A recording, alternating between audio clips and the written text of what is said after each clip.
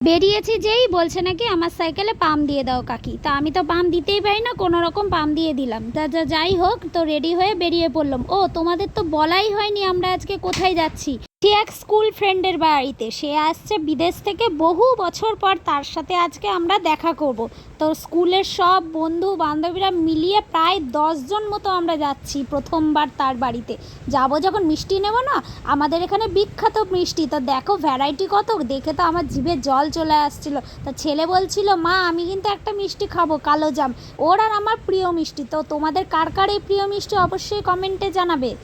ওদের তো আগেই বললাম ও বিদেশে থাকে, ও থাকে কুয়েতে। তো দীর্ঘদিন পরে আসছে, বহু বছর পর। তো দেখো চলে এসেছি ওর বাড়িতে।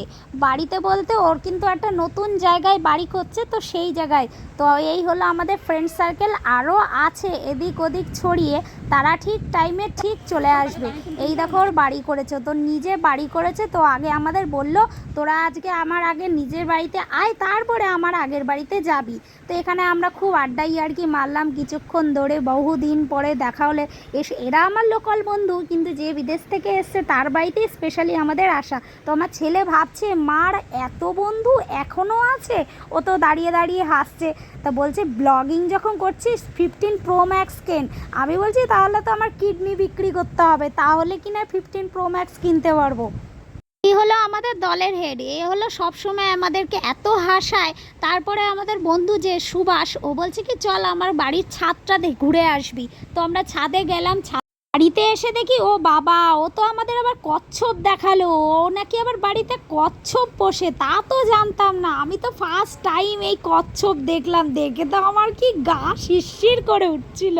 তোমাদের কেমন লাগে কচ্ছপ? বলতে বলতে দেখো আমাদের কোল্ড ড্রিঙ্কস নিয়ে চলে এসেছে। তো কোল্ড ড্রিঙ্কস খেতে তো গরমে সবারই ভালো লাগে, জানা কথাই এটা। সবাই তো আড্ডা তো মারছিলই, আড্ডা মারতে মারতে কোল্ড ড্রিঙ্কস খেলাম। কোল্ড ড্রিঙ্কসটা খেয়ে বাহ, মনে হচ্ছে না একবারে শরীর জুড়িয়ে গেল। ওইদিকে ঘরে এত গরম লাগছিল। বলতে বলতে দেখো খেজুর আর নিয়ে এসছে কি চকলেট সিঙ্গারা। তো এই খেজুরগুলো জানো কোথাকার? কুয়েত থেকে আনা খেজুর, এত বড় বড় সাইজ। তো তোমরা তো দেখে বুঝতেই পারছো, আমাদের এগুলো ইন্ডিয়ায় এরম খেজুর আমি তো বাপু চোখে দেখিনি।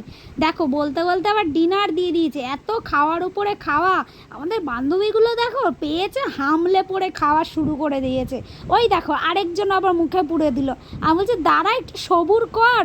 তো খাওয়া দাওয়া তো আমাদের কমপ্লিট হয়ে গেল, এবার যাওয়ার পালা। তো সবাইকে বলছি সবাই একটু হাই করে দাও, আমাদের সবার সঙ্গে দেখা হয়ে গেল।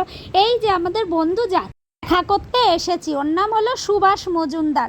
তা আমরা সবাই এখন টাটা করে দিচ্ছি, সবাই একটু মন খারাপ হলো। তো আজকের মতো মিনি ব্লগটা কেমন লাগলো সবাই কমেন্টে জানাবে। টাটা।